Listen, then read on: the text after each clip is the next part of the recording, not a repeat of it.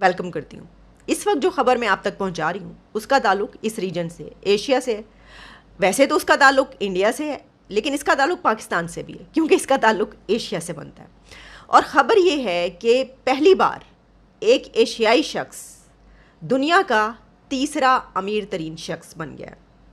यानी ये first time हुआ है हिस्ट्री में कि एशिया का कोई आदमी, इस खित्ते का, इस रीजन का कोई आदमी दुनिया का तीसरा रिचेस्ट मैन बन जाए। वो कौन है वो आपको बताए देते हैं कि उनका नाम है अडानी ग्रुप के मालिक गौतम अडानी, और वो एक इंडियन ट्रेडर है, भारतीय ताजिर और अडानी ग्रुप के मालिक गौतम अडानी, जो कि फ्रांस से ताल्लुक़ रखने वाले बर्नार्ड आर्नल्ड को पीछे छोड़कर दुनिया के तीसरे अमीर तरीन शख्स बन गए। तो इंडिया का एक जो ताजिर है गौतम अडानी, वो इस वक्त दुनिया का थर्ड नंबर पर रिचेस्ट मैन बन चुका है। देखिए, ये बड़ी खबर तो वैसे है ही, ठीक है। जैसे कि हमने तमाम जो खबरें ऐसी शेयर की, जैसे कि जब एलोन मस्क जो हैं वो दुनिया के अमीर तरीन बने थे, मैंने बताया जेफ़ बेज़ोस, उसके बाद जेफ़ बेज़ोस को जब उन्होंने डाइवोर्स किया अपनी वाइफ को, उनको उसमें से जो है वो पैसा देना पड़ा, तो वो फिर दूसरे नंबर पर आ गए। तो हर जो भी इस तरह आता है सामने, हम उसकी बात करते हैं। ये बड़ी बात है कि इस खित्ते का, इस रीजन का कोई बंदा जो है वो इस लेवल पर पहुंचा है। अच्छा देखिए, इससे पहले हम अंबानी ग्रुप की भी बात करते रहे कि जी अंबानी जो हैं वो भी एक काफ़ी उस पर जो है वो रिचेस्ट पीपल जो है दुनिया के उसमें शुमार है। ब्लूमबर्ग बिलियनियर इंडेक्स जो है उससे मैं ये ख़बर आप तक पहुंचा रही हूँ, और ब्लूमबर्ग बिलियनियर इंडेक्स के मुताबिक गौतम अडानी 137.4 बिलियन डॉलर्स के साथ दुनिया के तीसरे अमीर तरीन शख्स बन गए हैं। और भारतीय ताजिर जो हैं गौतम अडानी, उनके एसेट्स में 2022 के दौरान अब तक 60 बिलियन डॉलर्स का इजाफा हुआ है। यानी कि 2022 में 60 बिलियन डॉलर्स उनके एसेट्स में ऐड हुए। और जुलाई में उन्होंने बिल गेट्स को पीछे छोड़कर दुनिया के चौथे अमीर तरीन शख्स बनने का एजाज़ हासिल किया था। फोर्थ नंबर पे आए थे जब बिल गेट्स नीचे चले गए थे।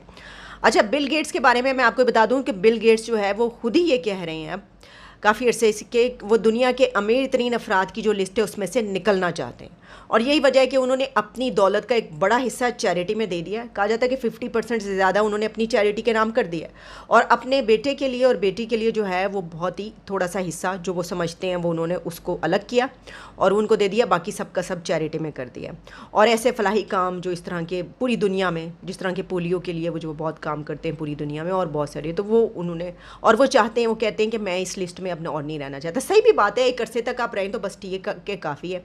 अच्छा, मैं आपको ये भी इसमें कुछ और डिटेल्स हैं वो भी बता दूं कि जो गौतम अडानी हैं, क्योंकि जो अंबानी है ना, उनके बारे में तो बहुत खबरें आती रहती हैं, वीडियोस चलती रहती हैं, उनके बड़े गहरे ताल्लुकात क्योंकि बॉलीवुड से हैं। तो बॉलीवुड के जब सेलिब्रिटीज़ से वो मिलते हैं, उनके बच्चों की शादियां होती रही, उसकी बड़ी वीडियोस आती रही, सब देखते रहे, तो उनके बारे में काफ़ी लोग जानते हैं, उनके ताल्लुकात जो हैं बॉलीवुड की सेलिब्रिटीज़ से।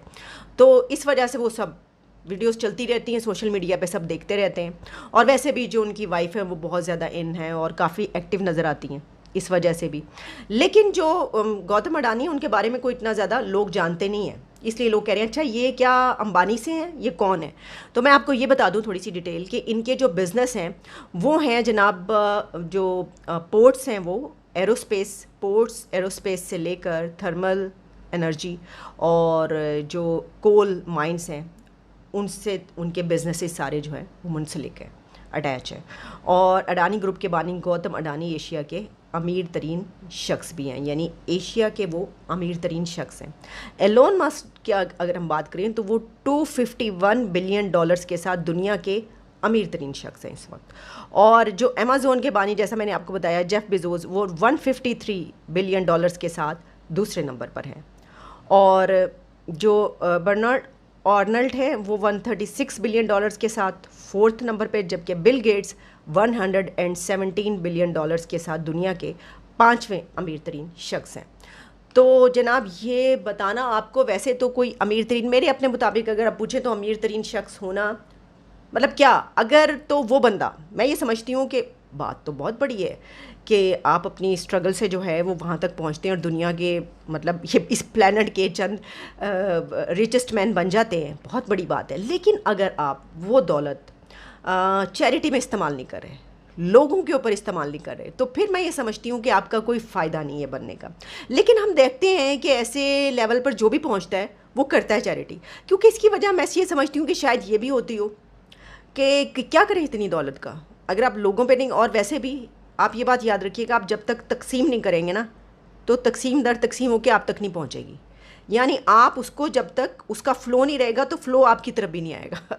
तो कहते हैं कि अगर आपने अपनी तरफ दौलत का फ़्लो रखना है तो अपनी तरफ से जारी रखें दूसरों तक दौलत का फ़्लो, पैसे का फ़्लो, तब आप तक आएगा। ये बात तो आप 110% लिख लें, जो मैं बात ये कह रही हूँ ये सही है कि जब तक आपकी तरफ से दूसरों की तरफ पैसे का फ़्लो जारी नहीं रहेगा तो तब तक कुदरत की तरफ से या यूनिवर्स की तरफ से या लोगों की तरफ से आपकी तरफ भी पैसे का फ़्लो जारी नहीं रहेगा। तो शायद इनको ये फार्मूला पता है, मेरा ख्याल है। और वैसे भी वो जो मैंने बात की कि क्या करेंगे, इतने पैसे का खर्च तो करने होते हैं। तो जनाब, एक तरफ जहाँ पाकिस्तान हम जो है वो सैलाब में डूबे पड़े हैं, यानी कि आधे से ज़्यादा मुल्क जो है वो पानी के नीचे है और डूबे पड़े हैं। जो हालात हैं इस वक्त, गोडे गोडे क्या पूरे, अब तो पानी सर से ऊपर जा चुका है। IMF का प्लान हमें मिल गया, इसके बावजूद पानी सर से ऊपर जा चुका है। जो सिचुएशन है इकोनॉमी की, हर चीज़ की, जैसे कि हमने अपना पिछला जो प्रोग्राम किया था उसमें डॉक्टर कैसर बंगाली साहब ने बड़ी तफसील से उस पर फरमाया था, गुफ्तगू की थी, जिसमें उन्होंने बताया था कि ये तो अगले साल जो है हम दोबारा घुटनों पर पड़े होंगे उनके सामने और कह रहे होंगे कि ये कर दो। मतलब ये कि जितना भी है वो इसको ज़रूरत है कि आप कुछ ना कुछ आपको करना पड़ेगा। तो वहीं पर आपका हमसाया मुल्क जिससे आपके ताल्लुकात अच्छे नहीं रहते, आप बड़ी बातें बनाते हैं, आप अपने आप को बहुत चौधरी समझते हैं दुनिया का, और आप कहते हैं कि जनाब हमारे जैसी तो कौम कोई नहीं, हमारे जैसा तो मुल्क कोई नहीं, और हमारे जैसे तो मेहनत करने वाले लोग कोई नहीं, हमारे जैसे ऑनेस्ट और ईमानदार लोग कोई नहीं। तो बस मैं क्या बताऊं, यानी कि आप यकीन करें कि ये इस सैलाब में ना मुझे एक पोस्ट नज़र आ रही थी, मैं आपके सामने पेश करी, जिसमें वो उन्होंने लिखा हुआ है कि ये जितने ऐसी थी ना बिल्डिंग्स और ऐसे इमारतें थी इस सैलाब के दौरान जो कि बड़ी पुरानी बनी हुई थी, जो हिंदुओं ने बनाई थी, जो कि किसी गंगाराम ने बनाई होगी, जो किसी और जो है वो हल्दीराम ने बनाई होगी, जो किसी और ऐसे क्रिश्चियन ने बनाई होगी, और इस तरह के नाम भी उन्होंने लिखे हुए कि ऐसी इमारतें, जिन लोगों ने ऐसी इमारतें बनाई थी वो कायम है, उनको कुछ नहीं हुआ। और जो बनाई थी ना मौलवी साहब ने, जो बनाई थी ना चौधरी साहब ने, और जो बनाई थी ना ये मलिक साहब ने, ये सारी जो अपने आप को समझते हैं, वो सारी इमारतें ढह चुकी हैं। इसकी वजह क्या है? इसकी वजह ये है कि वो जो ऑनेस्टी की आप बात करते हैं ना, तो सबसे ज़्यादा बेईमान जो है ना वो आप हैं। इसकी वजह ये है कि आपने इस दौरान टेंटों की कीमतें बढ़ा दी अपनी, पूरी दुनिया आपकी मदद करने के लिए आ रही है और आप खुद अपने साथ क्या करें आप ये देख लें। तो एक नंबर की बेईमान कौम या एक नंबर के बेईमान लोग जो है ना वो हम हैं। तो जब बेईमानी इतनी होगी तो फिर आपके लोग कहाँ आगे बढ़ेंगे? वो क्यों बनेंगे रिचेस्ट पर्सन, अमीर तरीन लोग? ठीक है ना, ये तो देखने वाली बात है। तो जब आपके मुल्क के सबसे बड़े मौलाना जो हैं वो भी ये कह रहे होंगे अपने ठंडे ठंडे कमरे में बैठ के, एक लेविश बेडरूम में या ड्राइंग रूम में बैठ के वो वीडियो बना रहे होंगे कि ये तो तुम्हारे गुनाहों के अमाल का नतीजा है, तो फिर आप सोच लें कि इस कौम का क्या बनेगा। जबकि बता रहे हैं पूरी दुनिया का, मतलब जहालत अभी तक है, इतनी मर्तबा बता चुके हैं कि ये मिसमैनेजमेंट है, वाटर मिसमैनेजमेंट है, आपकी एडमिनिस्ट्रेशन की मिसमैनेजमेंट है, आपकी जो सब कुछ आप करते हैं पूरे उसमें आप सही तरीके से नहीं कर पाते, जिस वजह से अब हो रहा है। और फिर ये कि क्लाइमेट चेंज, दुनिया की में जो मिसमैनेजमेंट है उसका जो क्लाइमेट चेंज पे असर पड़ा है उसकी वजह से ये सब हो रहा है।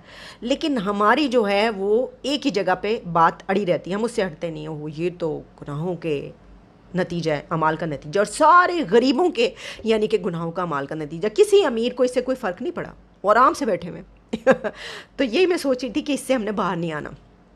तो वो सारी जो नई बनाई हुई इमारतें ना वो सब ढह ढुक गई हैं, मुसलमानों की बनाई हुई, और जो बनाई हुई थी ना पहले की क्रिश्चियंस और हिंदुओं ने, वो सारी इमारतें खड़ी हैं, उनको कुछ नहीं हुआ, क्योंकि वो ईमानदारी से बनाई गई थी, सही उसके अंदर जो है वो लगाया गया था।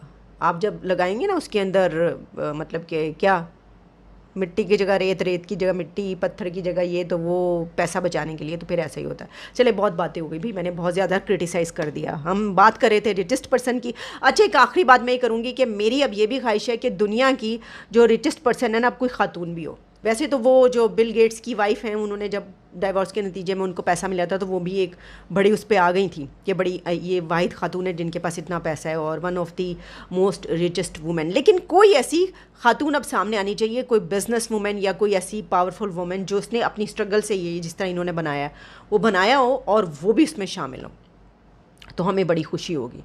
चलें जी, इजाज़त दीजिए, दोबारा मुलाकात होती है। Take care.